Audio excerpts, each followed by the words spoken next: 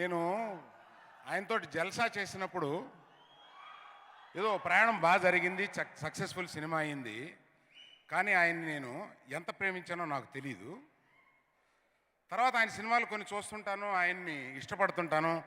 ఆయన కుటుంబంతో మనం మన ఇంట్లో డ్రాయింగ్ రూమ్లో కూర్చుని సినిమా చూస్తే ఎంత నీట్గా ఉండాలో అది కొలమానం చేసినట్టుగా, అంటే మనం అక్క తమ్ముళ్ళతో, అన్న చెల్లెలతోటి, అమ్మ నాన్నలతోటి కూర్చుని చూసి హ్యాపీగా ఫీల్ అయ్యేలాగా ఆయన సినిమా ఉంటుంది. అందువల్ల ఆయన సినిమాకి ఒక ప్రత్యేకమైన గౌరవం ఉంది. కానీ ఆయనంటే నాకు గౌరవం ఒకే ఒకసారి ఊవెత్తం లేచింది. ఆయన సిరివెన్నెల సీతారామ శాస్త్రి గారి గురించి ఒక పావు గంట అనర్గళంగా మాట్లాడారు. అప్పుడు మీరు కూడా చూశారు కదా అది. అందుకనే నేను యూట్యూబ్లో ఇప్పటికి ఒక 15 సార్లు చూసుంటాను. అంటే త్రివిక్రమ్ శ్రీనివాస్ ఏంటో అది చూసినప్పుడే ఎవరికైనా అర్థమవుతుంది. అతని లోటు ఏంటి, అతని భావం ఏంటి, అతని ఉద్వేగం ఏమిటి, అతను లైక్ చేసేది ఏమిటి, ఇవన్నీను నేను ఆనాడు ఫ్యాన్ అయ్యాను ఆయనకి.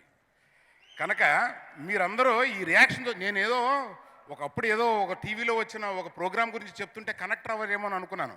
మీరు ఇంతమంది ఆ ప్రోగ్రాంకి కనెక్ట్ అవ్వడం, ఆయన మాట్లాడింది మీకు ఇంతమంది గుర్తుండడం చాలా సంతోషం.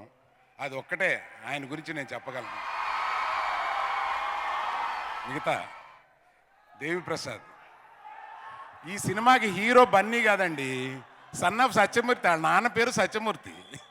మీకు ఎవరికైనా తెలుసో లేదు, దేవిప్రసాద్ నాన్న పేరు సత్యమూర్తి. అక్కడ కూర్చున్నారు ఆయన, ఈ సన్ ఆఫ్ సత్యమూర్తి. అందువల్ల ఇవాళ ప్రత్యేకంగా హీరో మన దేవిప్రసాద్ కనుక సన్ ఆఫ్ సత్యమూర్తి హీరోగా ఇది నడుస్తుంది. మిగతా సాంకేతిక వర్గానికి కానీ, ఇక్కడ అందమైన తార ఆ హీరోయిన్కి కానీ, మిగతా అందరికీ, మన కర్ణాటక నుంచి వచ్చాడు ఉపేంద్ర గారు. Thank you very much sir for obliging and coming all the way to do this. Thank you for all the artists and technicians.